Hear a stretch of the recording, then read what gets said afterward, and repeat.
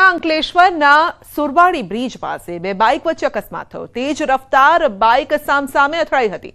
અકસ્માતની ઘટના સીસીટીવીમાં કેદ થઈ છે। ગત રોજ રાત્રિના સમયે અંકલેશ્વરના સુરવાડી બ્રિજ પાસે બેફામ રફતારનો કહેર જોવા મળ્યો છે। પૂરપાટ દોડતા બે બાઇક સવાર એકબીજા સાથે સામસામે અથડાયા અને જેમાં બંને ઘાયલ થયા છે। અકસ્માત બંનેને આજુબાજુના રહીશોએ મદદ કરી હતી। આ અકસ્માત બાદ રસ્તાના કિનારે તેઓને કર્યા હતા। અકસ્માતના દ્રશ્યો પણ આપ જોઈ શકો છો। તેજ રફતાર કારનો કહેર જોવા મળ્યો છે। બે બાઇક પણ અડફેટે લેવાય છે અને સામસામે અથડાય છે, જાણે કે કોઈ ફિલ્મનું શૂટિંગ ચાલતું હોય। તો વલસાડના ધરમપુરના રાજમહેલ રોડ પર ગમફાર અકસ્માત સર્જાયો। સીસીટીવીમાં કેદ થયા છે દ્રશ્યો। બેફામ કાર ચાલકે બાઇક સવારને હવામાં ફંગોળ્યો। પૂરપાટ ઝડપે આવી રહેલી i20 કાર ચાલકે બાઇક ચાલકને ટક્કર મારી અને અકસ્માતમાં બાઇક ચાલકનું મોત થયું છે, જ્યારે કે કાર ચાલક ફરાર થયો છે। કાર ચાલકને શોધવાની પણ તજવીજ હાથ ધરવામાં આવી છે। સુરતમાં પણ સ્ટંટબાજો સુધરવાનું નામ નથી લઈ રહ્યા। શહેરમાં ફરી સ્ટંટ કરતો વિડીયો વાયરલ થયો છે। તો કાળા કાચવાળી ગાડીઓ લઈ સ્ટંટ કરતા જોવા મળ્યા છે આ નબીરાઓ। બીજા વિડીયોમાં બાઇક સાથે આખા રોડને બાનમાં લીધો છે।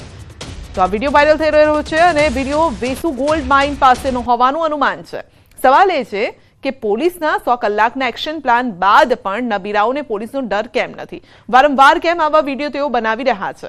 આવા વ્યક્તિઓ સામે કાર્યવાહી થવી જોઈએ અને કડક કાર્યવાહી બાદ પણ કેમ લોકો નથી સુધરી રહ્યા? છોટાઉદેપુરના બોડેલીમાં ધોળા દિવસે થઈ છે ચોરી। બોડેલીમાં આવેલી મોબાઈલની દુકાનમાં ચોરી થઈ છે। મેઇન બજારમાં આવેલી મુનશી મોબાઈલની દુકાનથી નવો મોબાઈલ ચોરાઈ ગયો છે। નવો મોબાઈલ લેવાના બહાને આવેલા યુવકે મોબાઈલની કરી હતી ચોરી। તો ચોરી કરતા સીસીટીવીમાં કેદ થયો છે આ મોબાઈલ ચોર, જે આપ જોઈ શકો છો કે શિફતપૂર્વક આજુબાજુ લોકો પણ ઊભા છે, તેમ છતાં પણ લોકોની નજર ચૂકવી અને તે મોબાઈલ લઈ લે છે અને પોતાના ખિસ્સામાં નાખી અને ત્યાંથી તે રફુ ચક્કર પણ થઈ જાય છે। આસપાસ લગભગ 5 થી 7 લોકો ઊભા છે, તેમ છતાં પણ તેને કોઈનો ડર નથી કે કોઈ તેને જોઈ જશે, અથવા તો સીસીટીવી પણ લાગેલા છે, એની નજર પણ સીસીટીવી તરફ જાય પણ છે, તેમ છતાં પણ તે ચોરીને અંજામ આપે છે। તો આપ જોઈ શકો છો કે કઈ રીતે તેણે ચોરી કરી લીધી। પેપર અથવા તો તે પ્લાસ્ટિકની બેગ જેવું કંઈક દેખાઈ રહ્યું છે, તેની આડમાં તેણે નીચે છુપાવી અને મોબાઈલ લઈ લીધો।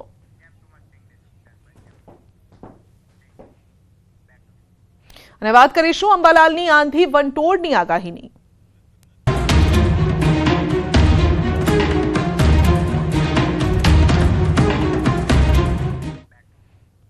રાજ્યમાં કાળઝાળ ગરમી પડી રહી છે અને ત્યારે હવે હવામાન નિષ્ણાત અંબાલાલ પટેલે આગાહી કરી છે કે 24 કલાકમાં તાપમાનના આંશિક ઘટાડો આવશે અને ગરમીમાંથી રાહત મળશે અને સાથે જ માર્ચના અંતમાં અને એપ્રિલની શરૂઆતમાં હવામાનમાં પલટો જોવા મળશે। 24 કલાકમાં ગુજરાતમાં અને દેશ સહિત ઘણા ભાગોમાં તાપમાનમાં ઘટાડો થશે। લગભગ ન્યૂનતમ તાપમાન દરિયા કિનારાના ભાગોમાં ઘણું ઓછું થઈ જશે, 22-23 ડિગ્રી સેલ્સિયસ જેવું થઈ જશે, પણ મહત્તમ તાપમાનમાં પણ ઘટાડો થશે। મહત્તમ તાપમાન કોઈ ભાગમાં 31 ડિગ્રી સેલ્સિયસ જેવું થઈ જવાની શક્યતા રહેશે। ઉત્તર ગુજરાતના ભાગોમાં 34-35 ડિગ્રી સેલ્સિયસ જેવું થઈ જવાની શક્યતા રહેશે। મધ્ય ગુજરાતમાં 27 ડિગ્રી સેલ્સિયસ જેવું થઈ જવાની શક્યતા રહેશે। એટલે જે ગરમીમાં છે એમાંથી થોડીક આંશિક રાહત થશે। તો બીજી તરફ બંગાળના ઉપસાગર અને અરબી સમુદ્રમાં ભેજ અને વેસ્ટર્ન ડિસ્ટર્બન્સના કારણે ગુજરાતના હવામાનમાં માર્ચના અંત અને એપ્રિલની શરૂઆતમાં પલટો આવશે, જેમાં દક્ષિણ ગુજરાતના ભાગો, પૂર્વ ગુજરાતના ભાગો અને સૌરાષ્ટ્રના ભાગોમાં વાદળછાયા વાતાવરણ સાથે છાંટા પડવાની શક્યતા છે। દેશના ઉત્તરીય પર્વતીય પ્રદેશોમાં જે પશ્ચિમી વિક્ષેપ આવ્યા છે તેનાથી થતું સાયક્લોનિક સર્ક્યુલેશન અને બંગાળ ઉપસાગરમાં લગભગ 26 માર્ચ બાદ હલચલ જોવા મળશે। બંગાળ ઉપસાગરનો કંઈક ભેજ અને અરબી સમુદ્રના ભેજના કારણે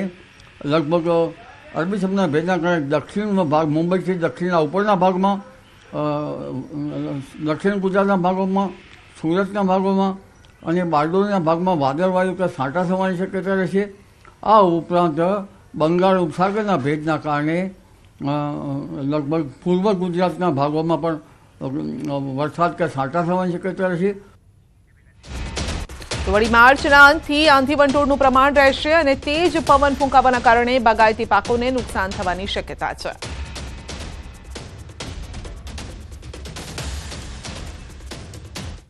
14 એપ્રિલમાં 14 એપ્રિલથી પવનની ગતિ વધારે છે. એપ્રિલ માસમાં અમે પવનની ગતિ વધારે છે.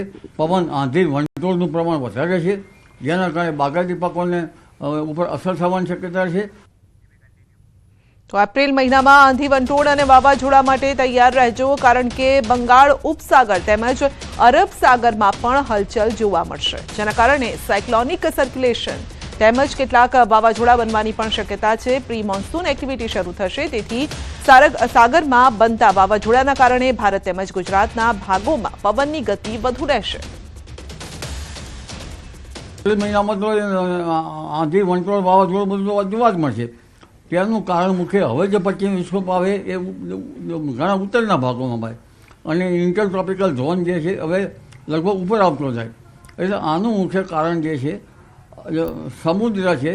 સમુદ્રનું ઉત્પીડન થાય એટલે તેમાં પવનો ફૂંકાય, તેની અસર છેક ભૂભાગો પર થતી હોય છે.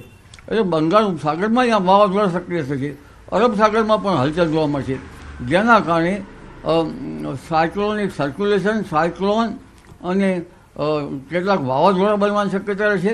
પ્રી મોન્સૂન એક્ટિવિટી શરૂ થશે, એટલે પ્રી મોન્સૂન એક્ટિવિટી અને સાગરમાં બનતા વાવાઝોડા તેની હલચલના કારણે આ જે ગુજરાતના ભાગોમાં અને લગભગ ભારતના ભાગોમાં વાવાઝોડાના કારણે લગભગ પવનની ગતિ વધુ રહેવાની શક્યતા રહેશે. તો આકરી ગરમી વચ્ચે હવામાન વિભાગે પણ રાહત આપી છે. 2 દિવસ બાદ ગરમીમાં મળી શકે છે આંશિક રાહત. આગામી 2 દિવસમાં 2 થી 3 ડિગ્રી તાપમાન ઘટશે. 29 અને 30 માર્ચના દરિયાકાંઠાના વિસ્તારમાં ભેજવાળા ગરમ પવન પણ ફૂંકાશે. તો હવામાન વિભાગે કરી છે આગાહી. 2 દિવસ રાહત મળવાની છે. ગરમીથી 39 ડિગ્રીની આસપાસ તાપમાન રહી શકે છે, પરંતુ 2-3 દિવસ બાદ ફરી એક વખત ગરમીનો રાઉન્ડ આવશે અને 2 થી 3 ડિગ્રી તાપમાન વધવાનું છે, એટલે કે 42 ડિગ્રી સુધી પણ તાપમાન જઈ શકે. તો ઉનાળાની શરૂઆત થઈ છે ને એવામાં અમદાવાદમાં રોગચાળાની સ્થિતિ પણ યથાવત છે. સોલા સિવિલમાં છેલ્લા એક સપ્તાહમાં 13,037 ઓપીડી નોંધાઈ, જેમાંથી 1,188 દર્દીઓને દાખલ કરાયા છે. હોસ્પિટલમાં સારવાર આપવાની નોબત આવી છે. બીજી તરફ 87 દર્દીઓના સેમ્પલ લેવામાં આવ્યા હતા, અને જેમાંથી 2 દર્દીઓનો ડેન્ગ્યુ રિપોર્ટ પોઝિટિવ આવતા તેમની સારવાર પણ તાત્કાલિક શરૂ કરી દેવાઈ છે. આ સિવાય ઝાડા ઉલટીના 40 કેસ નોંધાયા છે. જોકે રાહતની વાત એ છે કે મેલેરિયા, ચિકનગુનિયા, સ્વાઇન ફ્લૂના શંકાસ્પદ દર્દીઓમાંથી એક પણ દર્દીનો રિપોર્ટ પોઝિટિવ નથી આવ્યો. પરંતુ ઉનાળામાં લોકો પેટના રોગથી બચવા માંગતા હોય તો બહારનું અને વાસી ખાવું ન જોઈએ તેવી સલાહ આપવામાં આવી છે. રોગચાળાની વાત કરીએ તો ગત અઠવાડિયા દરમિયાન સોલા સિવિલ હોસ્પિટલ ખાતે કુલ 13,037 ઓપીડી કેસ નોંધવામાં આવેલા છે, જેમાંથી 1,188 દર્દીઓને દાખલ કરવામાં આવેલા છે. એ 13,037ની અંદરથી 87 દર્દી ડેન્ગ્યુ માટે સસ્પેક્ટ થયેલા હતા, જેમાંથી 2 દર્દી પોઝિટિવ આવ્યા છે. બગસરાની શાળામાં વિદ્યાર્થીઓ બ્લેડથી કાપા માર્યા હતા. ઘટનાને લઈને ડીઓ કિશોર મિયાણીનું નિવેદન છે. 10 જેટલા વિદ્યાર્થીઓએ બ્લેડ મારી હતી. કોઈ કસૂરવાર જણાશે તો કાર્યવાહી થશે. વિદ્યાર્થીઓ અને શિક્ષકો સાથે વાતચીત કરીશું. કયા સંજોગોમાં આ ઘટના બની છે તેની તપાસ પણ ચાલી રહી છે. વાસ્તવિક રીતે વિદ્યાર્થીએ કયા સંજોગોમાં અને કઈ રીતે આવું કૃત્ય કરેલ છે એ જાણીશું, અને કોઈ કક્ષાએ આમાં એવી બેદરકારી ધ્યાન ઉપર આવશે તો પછી શિક્ષાત્મક કાર્યવાહી કરશું. મુંજિયાસર શાળાના આચાર્યનું નિવેદન છે. 18 અને 19 તારીખે આ ઘટના બની હતી. અમે 20 તારીખે બાળકો દ્વારા માહિતી મેળવી છે. તો વાલીઓ સાથે મીટિંગ પણ કરી છે. બાળકો અંદરો-અંદર ગેમ રમતા હતા. મારે તો 10 રૂપિયા આપવાના, કાપો ના મારે તો સામે 5 રૂપિયા આપવાના. આ પ્રકારની તેઓ ગેમ રમતા હતા. મેં પૂછ્યું ત્યારે અમને તો એ લોકો એક જ જવાબ આપ્યો કે અમે આવી ગેમ એકબીજા રમીએ છીએ, એમ કે ભાઈ કાપો એક કરે તો 10 રૂપિયા આપવા ને ન થાય તો 5 રૂપિયા તારે મને પાછા આપવા, એવું એવી કંઈક અંદરો અંદર એવી ગેમ હતી. સુરતના સચિન વિસ્તારમાં લવ જેહાદનો કિસ્સો સામે આવ્યો છે, જેમાં એક 16 વર્ષની સગીરાને લગ્નની લાલચ આપી 18 વર્ષીય યુવકે પ્રેમ જાળમાં ફસાવી અને ત્યારબાદ 22 માર્ચે વાસીદ કુરેશીએ ગામમાં પોતાના કિશોર મિત્ર સાથે સગીરાને લઈ ગયો, જ્યાં યુવકે સગીરાને લગ્નની લાલચ આપી શારીરિક છેડતી કરી. જોકે સગીરા જે કારખાનામાં કામ કરતી હતી ત્યાંથી 22 માર્ચે નીકળી જતા પરિવારજનો ચિંતિત છે.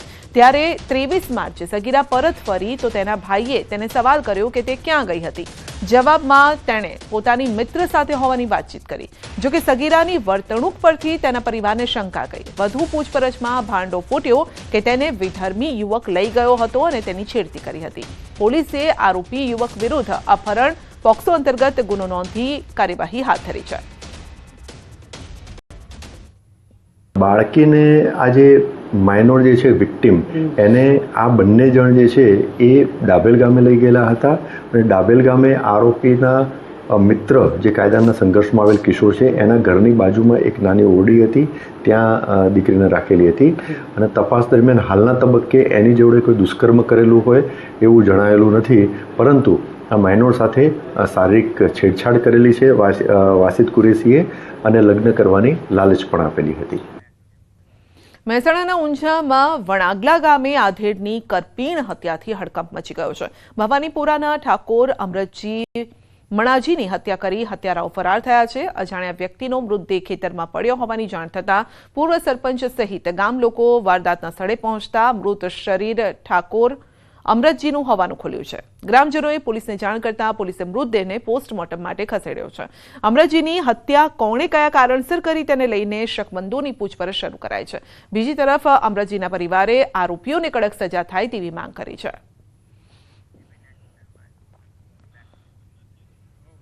અમદાવાદ શહેર ટ્રાફિક પોલીસે હત્યાના ગુનાનો ભેદ ઉકેલી કાઢ્યો છે. 18 માર્ચે નારોલ પટેલ ટ્રાન્સપોર્ટ પાસેથી મળી હતી લાશ અને અકસ્માત સર્જીને હત્યા કરવામાં આવી હોવાનો પોલીસને મળ્યો હતો મેસેજ, જેના આધારે પોલીસે તપાસ હાથ ધરી. અંગત ઝઘડામાં હત્યા કરવામાં આવી હોવાનો ખુલાસો પણ થયો છે.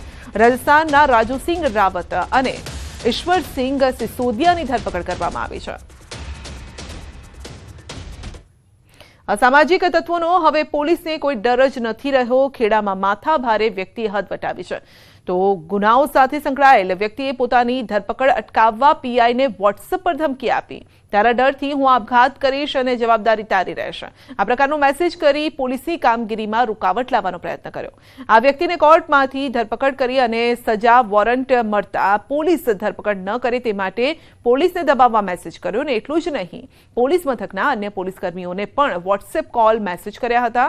આ મામલે પોલીસે મહેશ રબારી નામના વ્યક્તિ સામે ગુનો નોંધીને કાયદેસરની કાર્યવાહી હાથ ધરી છે. આ વ્યક્તિ વિરુદ્ધ અલગ અલગ ભૂતકાળમાં ફરિયાદો પણ નોંધાઈ ચૂકી છે. જે નંબર ઉપરથી મેસેજ આવેલો છે એ પ્રાથમિક તપાસ અમે કરતા એમાં મહેશ રબારી કરીને જે વડતાલના છે એનો મેસેજ છે અને એની વિરુદ્ધમાં નામદાર કોર્ટમાંથી વોરંટ આવેલા છે, સજાના વોરંટ આવેલા છે, પકડવાના વોરંટ આવેલા છે અને વોરંટની બજાવણી કરવા પોલીસ જાય ત્યારે વ્યક્તિ ગેરહાજર હોય છે, પરંતુ એ વ્યક્તિએ એના કારણે મેસેજ કરેલો છે. પરંતુ જે પ્રકારની કાયદાકીય પ્રોસિજર છે એ ચોક્કસપણે અમે કરીશું કે આ પ્રકારના આત્મહત્યાના વિચાર કે આત્મહત્યાની ધમકી આપવી એ યોગ્ય નથી, પરંતુ કાયદેસર પગલાં જે છે એનાથી બચી શકાશે નહીં, ચોક્કસપણે લેવામાં આવશે. બુલેટિનમાં આગળ વધીશું નાનકડા બ્રેક બાદ.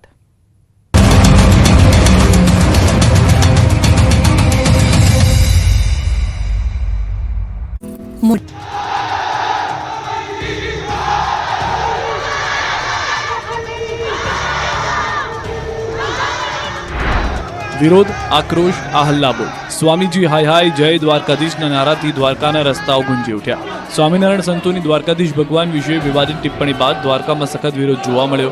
ભગવાન દ્વારકાધીશ અને દ્વારકાના ગુગળી બ્રાહ્મણો વિશે કરવામાં આવેલા વિવાદિત ટિપ્પણી બાદ દ્વારકા ખાતે દ્વારકાધીશ પૂજારી તેમજ સમસ્ત ગુગળી બ્રાહ્મણ 505 અને હિન્દુ સંગઠનો રોડ પર ઉતરી આવ્યા. મોટી સંખ્યામાં લોકોએ વિશાળ રેલી યોજી. ભગવાન દ્વારકાધીશ મંદિરેથી એસડીએમ કચેરી સુધી વિવિધ સૂત્રોચ્ચાર સાથે ચુસ્ત પોલીસ બંદોબસ્ત વચ્ચે રેલી યોજી અને આવેદનપત્ર પાઠવ્યું. અને 7 દિવસમાં આવા વિવાદિત પુસ્તકોની હોળી કરવામાં નહીં આવે તેમજ દ્વારકા ખાતે આવીને દ્વારકાધીશ મંદિરમાં ગુગળી બ્રાહ્મણ સમાજની માફી માંગવામાં નહીં આવે તો ઉગ્ર આંદોલનની ચીમકી પણ આપવામાં આવી છે.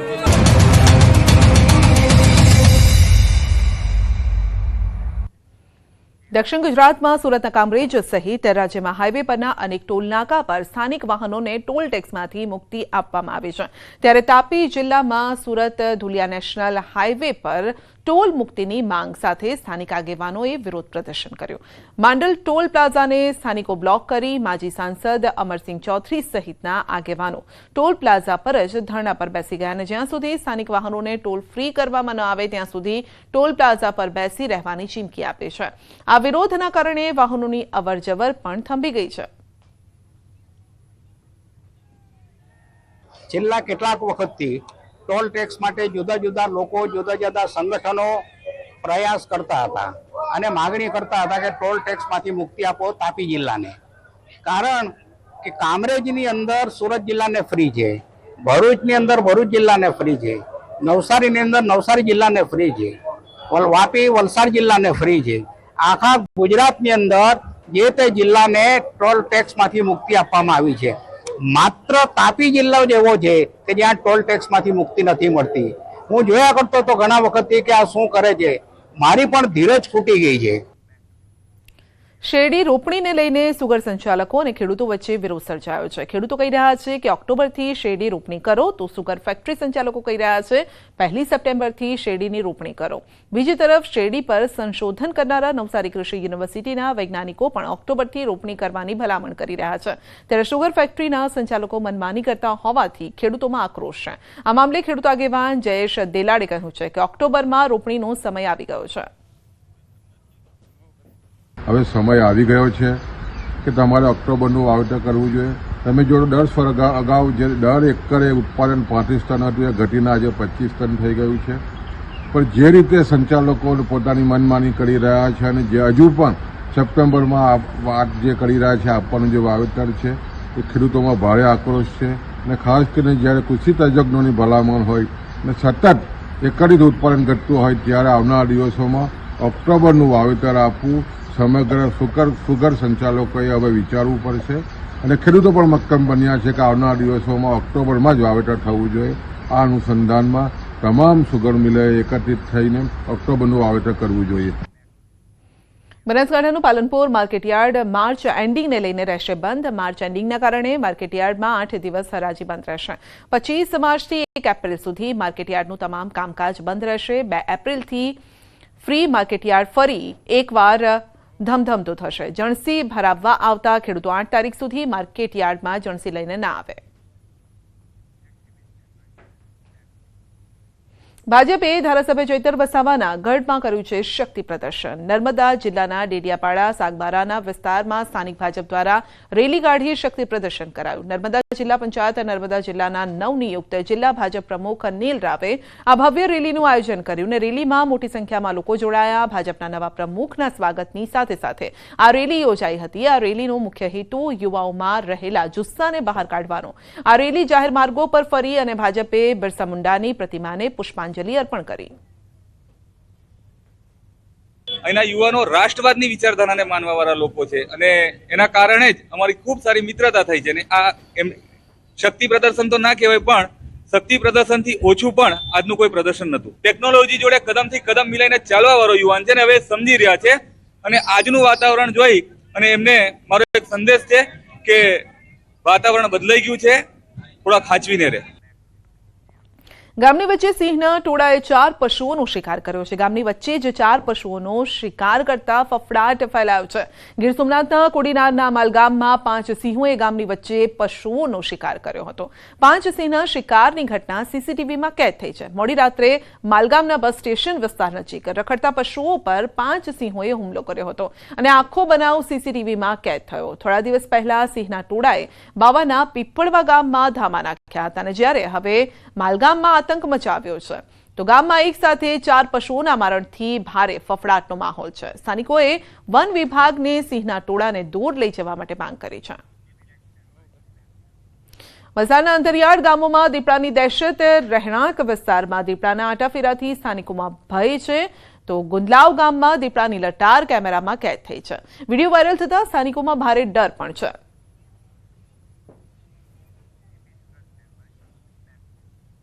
સુરતમાં પોલીસ પરિવારની મહિલાઓને આત્મનિર્ભર બનાવવા માટે જરદોશી તાલીમ કેમ્પનું આયોજન કરાયું. પોલીસ કમિશનરના પત્ની સંધ્યાબેન ગહેલોતના માર્ગદર્શન હેઠળ આયોજિત વર્કશોપમાં પોલીસ પરિવારની મહિલાઓએ ભાગ લીધો. વિશ્વમાં સુરતની જરી પ્રખ્યાત છે. સુરતની આ પરંપરાગત ઓળખને જાળવવા માટે જરી જરદોશીમાંથી વિવિધ વસ્તુઓ બનાવી પ્રખ્યાત કરવા માટે અમી હેન્ડીક્રાફ્ટ સંસ્થા કાર્યરત છે અને 2024-25માં સંસ્થા દ્વારા 135 બહેનોને હેન્ડીક્રાફ્ટની તાલીમ આપવામાં આવી. તાલીમ લેનાર બહેનોને કેન્દ્ર સરકારના હેન્ડીક્રાફ્ટ વિભાગના આર્ટિઝન કાર્ડ તથા સર્ટિફિકેટ આપી સન્માનિત કરવામાં આવ્યા. આર્ટિઝન કાર્ડ દ્વારા ભવિષ્યમાં આ મહિલાઓ ગ્રામીણ સખી મેળા, ગાંધી શિલ્પ બજાર, મહિલા આર્થિક વિકાસ નિગમ, રેલવે સ્ટેશન, એરપોર્ટ પર પોતાની હેન્ડીક્રાફ્ટની પ્રોડક્ટ બનાવીને વેચી આત્મનિર્ભર બની શકશે. તાજેતરમાં પ્રધાનમંત્રી મોદી સુરત આવ્યા હતા અને ત્યારે આ સંસ્થા દ્વારા બનાવેલ સુરતનો કિલ્લો તથા જરી જરદોશીના ખેસ ભેટમાં અપાયો હતો. છેલ્લા 45 દિવસથી જરી જરદોશી કામની તાલીમ રાખવામાં આવી હતી. જે સાથોસાથ શહેરમાં બીજા જે અમારા 30 જેટલા બીજી બહેનો છે એના કુલ મિલાઈને 60 જેટલા લોકોના આજે तालीम पूर्ण थी है. अपने पुलिस परिवार की बहनों को इस एम्ब्रॉयडरी को सिखाने का मौका मिला, जिस हुनर को ये सीख के आज हमारी बहनें जो पुलिस परिवार की हैं और कतार गांव की भी 30 बहनें आई हुई हैं, ये अपने लाइफ में आगे बढ़ पाएंगी, अपने सपनों को साकार कर पाएंगी और अपने परिवार के लिए आर्थिक सबल भी हो पाएंगी. ખાસ કરીને બહેનોએ પ્રાથમિક બેઝિક તાલીમ લીધા પછી એમને ડિઝાઇન અને ટેકનિકલ ડેવલપમેન્ટ વર્કશોપ એટલે એ જરી જરદોશીની તાલીમ લીધા પછી એમાંથી વિવિધ ચીજ વસ્તુઓ કેવી રીતે બને અને એને આપણે વિશ્વવ્યાપી સ્તરે સ્કિલ ડેવલપમેન્ટ દ્વારા આગળ લઈ શકીએ એના માટેની તાલીમ હતી.